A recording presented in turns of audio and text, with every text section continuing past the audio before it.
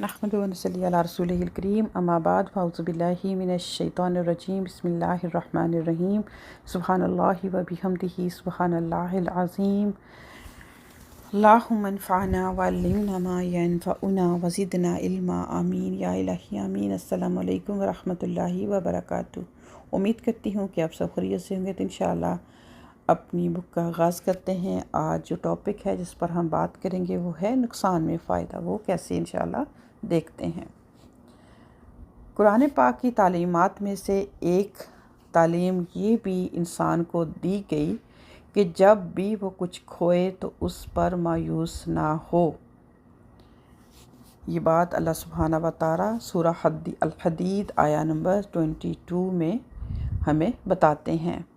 ये एक अहम असूल है जो मौजूदा दुनिया में कामयाब ज़िंदगी की तामीर के लिए इंतहाई ज़रूरी है। मौजूदा दुनिया इस ढंग पर बनी है कि यहाँ लाज़मी तौर पर हर इंसान को नुकसान का तजुर्बा पेश आता है। इससे मुस्तस्ना कोई भी नहीं, हत्ता के पैगंबर भी नहीं।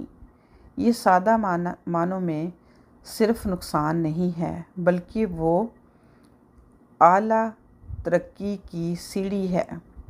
हकीकत तो ये है कि इस दुनिया में नुकसान के बग़ैर कोई शख्स भी बड़ी तरक्की के मकाम तक पहुंच ही नहीं सकता।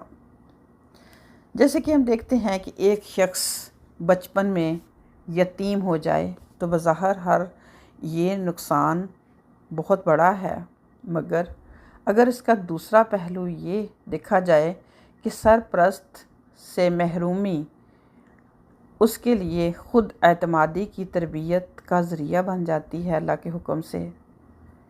एक बाप माशी दौड़ में नाकाम रह जाए तो उसके बच्चों में अमल का नुमाया शौक़ पैदा हो जाता है।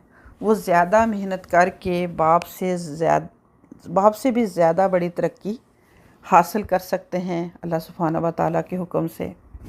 इसी तरह जैसे कि एक मिसाल है कि अगर एक शख्स को अपने बाप से विरासत में कुछ ज़रई ज़मीन मिली, मगर क्या हुआ, उसके कुछ करीबी लोगों ने गलत कार्रवाई करके उसकी आबाई ज़मीन में जो थी उससे छीन ली। इसके बाद उसने हिम्मत नहीं हारी, वो वहीं पर नहीं बैठा रहा तो वो शहर चला गया। उसने एक फैक्ट्री में मुलाजमत कर ली। यहाँ उसकी सलाहियतों को ज़्यादा बड़ा मौका मिला। तरक्की करते करते वो ख़ुद एक फैक्ट्री का मालिक बन गया। ज़रई नक्शे में उसने जो कुछ खोया था, सन्नती नक्शे में उसने मज़ीद इजाफ़े के साथ उसको पा लिया अपनी मेहनत के साथ।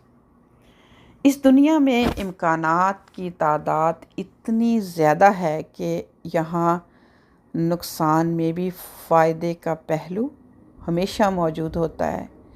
यहाँ खोने के बाद भी इंसान दोबारा बहुत कुछ पा लेता है, मगर शर्त ये है कि वो हिम्मत ना हारे। वो अपनी अल्लाह सुब्हाना ताला की दी हुई सलाहियतों को मुसलसल इस्तेमाल करता रहे। मायूसी हमेशा वक्ती नुकसान की बिना पर होती है। इंसान की निगाह अगर मुस्तकबिल को देख सके तो वो कभी भी मायूस ना हो, क्योंकि इस दुनिया में बार बार हालात बदलते हैं। बार बार ऐसा होता है कि ज़मीन की गर्दिश रात को सुबह में तब्दील कर देती है। तो बहुत ही प्यारा लेसन था हम सब के लिए आज के टॉपिक में, कि वैसे भी हम छोटे होते सुनते आ रहे हैं कि मायूसी गुनाह है, मायूस नहीं होना चाहिए, हिम्मत रखनी चाहिए, अल्लाह पर भरोसा रखना चाहिए। तो उसी तरह की मिलती जुलती बातें थी। एक रिमाइंडर था हम सब के लिए। वैसे तो हमें सारी बातें पहले ही पता होती हैं, लेकिन एक रिमाइंडर की सूरत में जब चीज़ें दोबारा से रिफ़्रेश हो जाती हैं, जो भूल जाते हैं हम, तो फिर क्या है कि दोबारा से फिर एक हिम्मत आती है, एक रिमाइंडर मिलता है। फिर वो चीज़ें हमारी ज़िंदगी में दोबारा से हम करने लगते हैं, भूली हुई बातें हमें याद आने लगती हैं।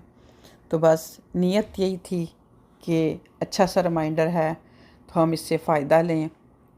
अगर आपको पहले ही पता है तो अल्लाह तबारक व तआला इनमें मज़ीद बरकत फ़रमाए। अगर आप भूल बैठे थे तो अल्लाह सुब्हानहू व तआला मज़ीद इनमें जो है वो आपको बरकत फ़रमाए और इनको अपनी ज़िंदगी में इन बातों को शामिल करने की हिम्मत और तौफ़ीक दे। इन्हीं चंद बातों के साथ आज की बात को कंप्लीट करूँगी। अपना बहुत ख्याल रखिएगा। अस्सलामु अलैकुम व रहमतुल्लाहि व बरकातुहू।